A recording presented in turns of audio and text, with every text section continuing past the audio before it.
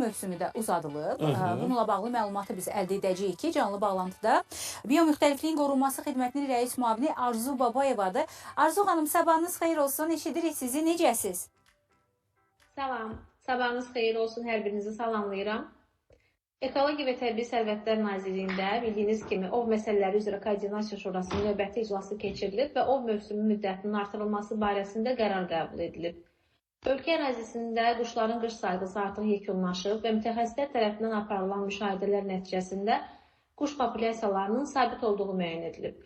Mövcud vəziyyət, quşların qışlama dövrünün xüsusiyyətləri və ov həvəskarlarının müraciətləri nəzərə alınaraq ov mövsümünün 1 mart 2026-cı il tarixinədək uzadılması məqsədə müvafiq hesab olundu. Bu müddət ərzində, yəni ov mövsümü müddətində vətəndaşlar mövcud qanunvericiliyin tələblərinə ciddi riayət etməlidirlər.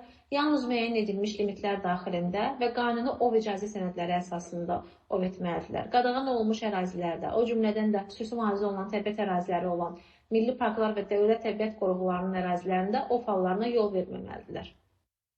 Təşəkkür edirik. Çox sağ olun Arzu xanım. Sizin də gününüz uğurlu olsun.